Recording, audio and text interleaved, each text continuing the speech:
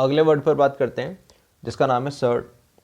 आपने बहुत सारी जगह सुना होगा सर्ड का नाम, ठीक है ना। तो सर्ड का मतलब समझ लेते हैं और सर्ड किसे बोला जाता है वो भी समझ लेते हैं। इस तरह की जितनी भी रिप्रेजेंटेशन है उन्हें मैं सर्ड बोल देता हूँ। ये 5 इसकी गोदी में है, ये 3 भी इसकी गोदी में है, या फिर नंबर इस तरह से मल्टीप्लाई किया गया है और यहाँ पर 5 लिखा गया है, ये 2 इसके साथ मल्टीप्लाई में, ये 1/√3 इस तरह का नंबर है। इन सभी को मैं सर्ड बोल देता हूँ। सर्ड बेसिकली क्या होते हैं? सर्ड बेसिकली इरेशनल नंबर ही होते हैं, ठीक है ना। Simplified form of irrational number, उन्हें मैं सर्ड बोल देता हूँ। सर्ड के अंदर वाले इस पार्ट को, जो स्क्वायर रूट के बिल्कुल अंदर वाला पार्ट है ये वाला, इसे मैं बोल देता हूँ रेडिकेंड। रेडिकेंड, ठीक है ना। तो इस वाले पार्ट को मैं बोल देता हूँ रेडिकेंड और ऐसे नंबर्स को मैं बोल देता हूँ सर्ड। या फिर अगर मैं इन जनरल बात करूँ तो कुछ इस तरह का नंबर रूट के अंदर ए और इसके यहाँ पर गोदी में एन लिखा हो, तो इन सभी टाइप्स को मैं बोल देता हूँ सर्ड। सर्ड में, इस स्पेशल टाइप के सर्ड में एन की वैल्यू हमेशा 2 या 2 से ज़्यादा होनी चाहिए, क्योंकि 2 अगर आप रखोगे, 3 रखोगे, तभी आप इसको कंप्लीट फॉर्म में a⁴ लिख पाओ। अब ये तो हो गए सर्ड। अब कौन कौन से सर्ड नहीं होते? सर्ड की बेसिकली डेफिनेशन क्या है? सारे इरेशनल नंबर सर्ड हो सकते हैं, बस ये रेडिकेंड जितने भी वो क्या होने चाहिए? रेशनल नंबर होने चाहिए। Radicand should be rational number, उन्हें मैं क्या बोल देता हूँ? सर्ड बोल देता हूँ। इसका मतलब अगर मैं जो सर्ड नहीं है वो लिखूं तो स्क्वायर रूट के अंदर अगर ये चीज़ आ रही है तो ये रेडिकेंड इरेशनल नंबर है, तो ये सर्ड नहीं है, ठीक है। अगर इस स्क्वायर रूट के अंदर मैं √3 लिख देता हूँ तो ये रेडिकेंड रैशनल नंबर नहीं है, ये इरेशनल नंबर है, इसका मतलब ये भी सर्ड नहीं है। तो सर्ड कौन कौन से नंबर नहीं होते हैं वो आपको समझ में आ गया। Simplified form of irrational number होता है, और जो रेडिकेंड होते हैं वो क्या होने चाहिए? रैशनल नंबर से बिलोंग करने चाहिए। उन सभी को मैं सर्ड बोल देता हूँ। मैंने एक जनरल पैटर्न बताया, इस टाइप के जितने भी नंबर्स हैं उन सबको मैं क्या बोल दूंगा? सर्ड बोल दूंगा, जहाँ पर एन की वैल्यू हमेशा बाई डिफ़ॉल्ट हमें क्या लेनी है? 2 या 2 से ज़्यादा लेनी है। अगर इसकी एक्चुअल फॉर्मेट लिखूं तो इसको मैं क्या लिख सकता हूँ? a⁴1/n। क्या लिख सकता हूँ? a⁴1/n। और a⁴1/n को थोड़ी देर पहले भी मैंने आपको समझाया था। a⁴1/n को मैं इस तरह से वापस कन्वर्ट करके लिख सकता हूँ, ठीक है। यहाँ पर ये जो n है, जो पावर में लगा है, p/q फॉर्म में लिखा है, और जो डिनोमिनेटर में n आ रहा है वो बेसिकली क्या होता है? nth root of a। इसको इस तरह से पढ़ा जाता है, nth रूट ऑफ a, ठीक है ना। इस a⁴1/n को कैसे पढ़ा जाता है? इस पूरी चीज को कैसे पढ़ा जाता है? nth रूट ऑफ a, ठीक है। इस n को क्या बोला जा रहा है? nth root of a। For an example, अगर मैं आपसे पूछूं इसको पढ़ने का तरीका, 2⁴1/4, 2⁴1/4, इसका बेसिकली मतलब क्या है? ये 4th power of 2, 4th power of 2, ये इस तरह से लिखा जाता है। हम इसको कॉम्प्लेक्स नंबर में ज़्यादातर पढ़ेंगे, हम nth रूट ऑफ यूनिटी की बात करेंगे। तो nth रूट ऑफ यूनिटी, तो जिस भी नंबर के nth रूट की बात कर रहा हूँ, तो यहाँ पर मैंने लिख दिया 1, और nth रूट की बात कर रहा हूँ, इसका मतलब इसकी पावर क्या आने वाली है? 1/n आनी है। तो nth रूट ऑफ यूनिटी, अगर यहाँ लिखा है 2⁵5/4, तो इसका मतलब क्या है? 2⁵5 और इसकी कंप्लीट पावर में इस तरह से 4 आ जाएगा, या इसको मैं बोल दूंगा 4th रूट ऑफ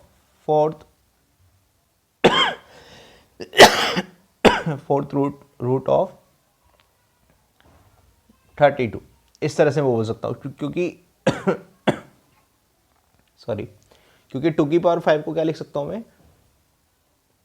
32 लिख सकता हूँ, ठीक है ना। तो 4th रूट ऑफ 32, इसको मैं किस तरह से रिप्रेजेंट कर सकता हूँ? इस तरह से रिप्रेजेंट कर सकता हूँ। तो रेडिकेंड क्या होते हैं और सर्ड्स क्या होते हैं वो आपको यहाँ पर समझ में आना चाहिए। और ऑर्डर का मतलब मैंने आपको बताया, ऑर्डर इसी पावर को, ये जो नीचे लिखा है पावर में, डिनोमिनेटर में, ये इस सर्ड का ऑर्डर होता है। ये सर्ड का क्या बोला जाता है? ऑर्डर बोला जाता है, ठीक है। अब एक और बात मुझे यहाँ पर समझ में आनी चाहिए कि अगर मैं किसी भी रेशनल नंबर का कॉन्जुगेट निकालने के लिए बोलता हूँ या कॉम्प्लीमेंट्री निकालने के लिए बोलता हूँ तो किस तरह से फाइंड आउट किया जाता है ना। तो इसको मैं एक क्वेश्चन के फॉर्म में लिख लेता हूँ, फाइंड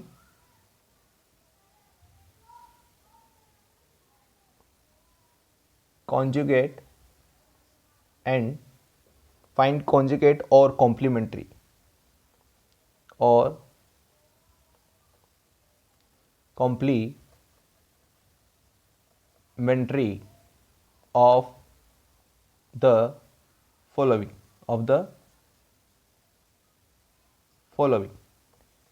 ठीक है ना. फाइंड कॉन्जुगेट और कॉम्प्लीमेंट्री, या तो मैं कॉन्जुगेट बोलूँगा या कॉम्प्लीमेंट्री बोलूँगा. किस किस का मैं कॉन्जुगेट और कॉम्प्लीमेंट्री निकालने के लिए बोल रहा हूँ.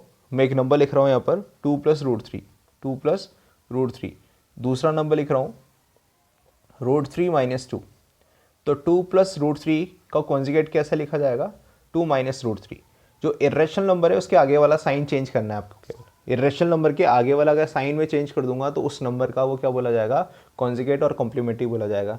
तो इसमें इरेशनल नंबर क्या है भाई, इसमें भी इरेशनल नंबर √3 है, इसलिए -2 और इस इरेशनल नंबर के आगे साइन क्या है, प्लस का, तो उसको क्या बना दूंगा, माइनस का बना दूंगा.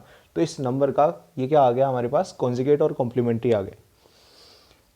अगर आपके पास √3 + √2 दोनों ही हमारे पास क्या है, इरेशनल नंबर है, तो इस इरेशनल नंबर का कॉन्जुगेट और कॉम्प्लीमेंट्री कैसे लिखा जाएगा, √3 - √2 या फिर √2 - √3. आप किसी भी एक तरीके से लिख सकते हो, ठीक है ना. दोनों ही इरेशनल नंबर है तो एक इरेशनल नंबर के आगे का साइन आपको चेंज करना है. ऐसे नंबर्स को मैं क्या बोल देता हूँ, इस नंबर का इस इरेशनल नंबर के कॉन्जुगेट और कॉम्प्लीमेंट्री बोल देता हूँ. अगर आपके पास 2√5 + √7 लिखा है तो आप इसको लिख सकते हैं 2√5 - √7 या फिर √7 - 2√5, √7 - 2√5. इस तरह से आप इन नंबर्स के कॉन्जुगेट और कॉम्प्लीमेंट्री निकाल सकते हैं. होप सो आपको ये बातें समझ में आ गई होगी. देखो ऐसा लिखने से कोई फ़र्क नहीं पड़ता है ना. इसके लिए एक एग्जांपल लेकर मैं आपको समझा देता हूँ. अगर आप कहीं पर किसी रैशनल फॉर्म, मतलब रैशनल फॉर्म है, रैशनल फॉर्म बोल रहा हूँ, रैशनल नंबर नहीं बोल रहा हूँ, रैशनल फॉर्म को अगर आप सोल्व करना चाहते हैं और उस रैशनल फॉर्म में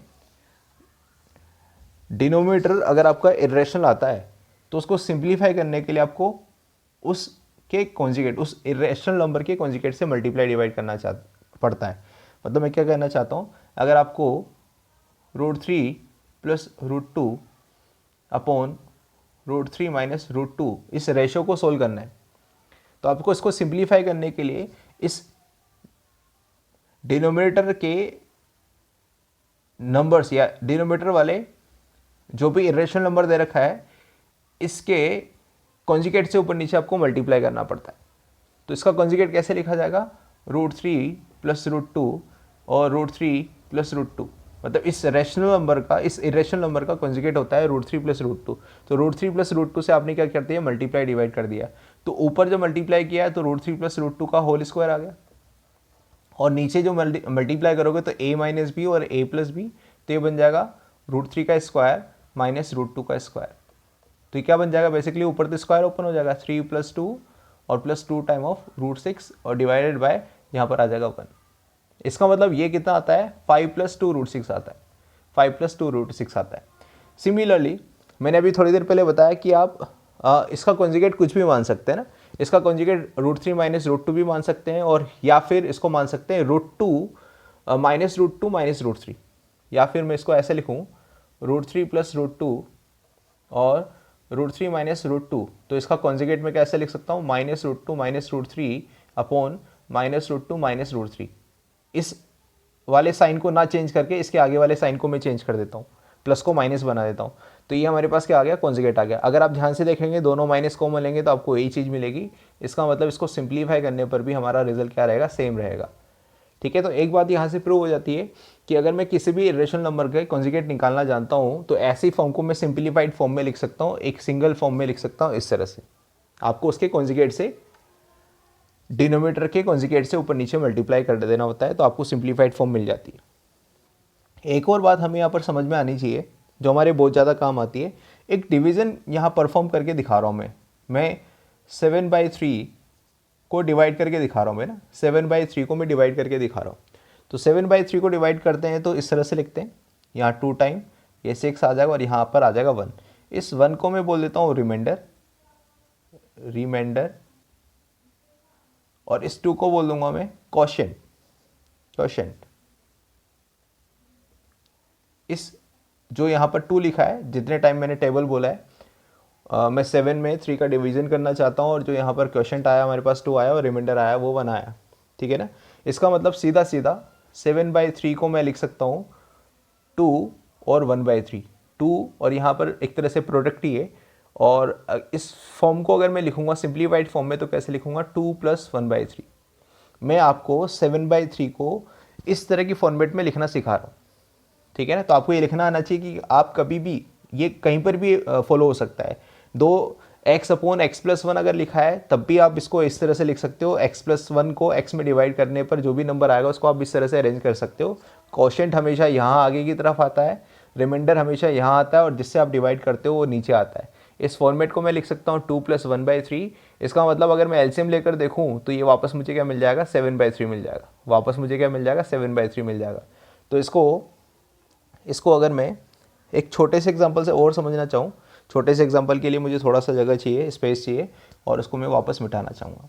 इसको मैं 2 वेरिएबल्स के डिवीज़न से समझाना चाहता हूँ ना, क्योंकि नंबर्स के डिवीज़न से तो आपको ये समझ में आ गया होगा, लेकिन अगर मैं 2 वेरिएबल्स के डिवीज़न से समझाऊंगा तो ज़्यादा बेहतर समझ में आएगा और कहाँ हमें काम लेना है, कैसे काम लेना है, वो चीज़ें मैं ऐसे क्लियर कर पाऊँगा। तो x² + 3 में मैं x+1 का डिवीज़न देना चाहता हूँ, ठीक है। तो x से मैंने मल्टीप्लाई करना पड़ेगा तभी x² + x आएगा। आपको डिवीज़न अच्छे से आता होगा, जो प्लस होता है वो माइनस बन जाता है, जो होता है प्लस होता है वो माइनस बन जाता है, जो माइनस होता है वो प्लस बन जाता है। यहाँ x² से x² खत्म हो जाएगा। अब अकॉर्डिंग टू डिग्री अगर इसको अरेंज करूँगा तो -x + 3 आएगा। अब आपको -1 से मल्टीप्लाई करना पड़ेगा, -x -1 आएगा, ये प्लस बन जाएगा, ये भी प्लस बन जाएगा, ये कैंसिल हो जाएगा और 4 हमारे पास आ जाएगा।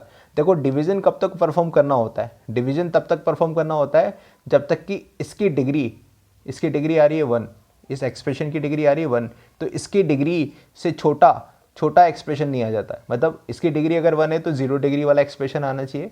देखो अगर डिग्री 2 मैं डिग्री 1 का डिवीज़न करूँगा तो डिवीज़न हो रहा है, यहाँ पर भी डिग्री 1 थी तो डिग्री 1 और डिग्री 1 का डिवीज़न भी हो रहा है, इसलिए मैंने यहाँ पर और आगे इसको आगे प्रोसेस किया है। लेकिन अब इसका डिवीज़न परफॉर्म नहीं कर सकता क्योंकि इसकी डिग्री 1 है और इसकी डिग्री 0 है, तो 0 डिग्री में 1 डिग्री वाले नंबर्स का डिवीज़न नहीं होता है। इसका मतलब ये डिवीज़न यहाँ रुक गया है। इसका मतलब 7/3 के अकॉर्डिंग अगर मैं इसको लिखना चाहूँ तो x² + 3 अपॉन x+1 को मैं लिख सकता हूँ, x+1 को लिख सकता हूँ x - 1 4 अपॉन x+1, इस तरह से लिख सकता हूँ। या फिर अगर इसको लिखना चाहूँ समेशन के फॉर्मेट में तो x+1 + 4 upon x+1 this is equal to x² + 3 upon x+1। तो x² + 3 अपॉन x+1 को अगर मैं लिखना चाहूँ तो समेशन फॉर्मेट में लिख सकता हूँ x - 1 + 4 अपॉन x+1।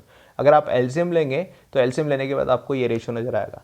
तो ये बहुत ही ज़्यादा इंपॉर्टेंट है, ये वाला फीचर बहुत ज़्यादा इंपॉर्टेंट है।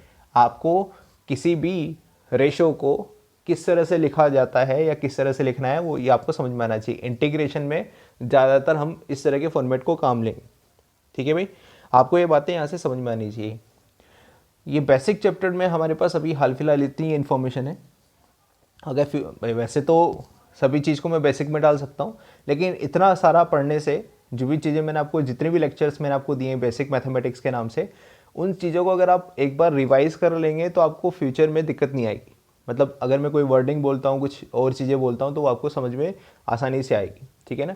तो ये बेसिक आप ज़रूर देख लीजिए, इसको देखने से आपको मैथ्स थोड़ी ईजी लगेगी। एक और चैप्टर हमारे पास आता है जिसको फंडामेंटल ऑफ मैथमेटिक्स में लिया जाता है, बेसिक मैथमेटिक्स में ही लिया जाता है। बेसिक मैथमेटिक्स में क्यों ले रहे हैं, क्योंकि वहाँ पर भी वो चैप्टर वैसे आपको बुक्स में नज़र नहीं आएगा। उस चैप्टर से हमें आगे आने वाले जितने भी चैप्टर्स 11th और 12th में, उन सब के अंदर उन चीज़ों का यूज़ आएगा जिसको मैं इनिक्वेशन या इनिक्विटीज़ बोल देता हूँ।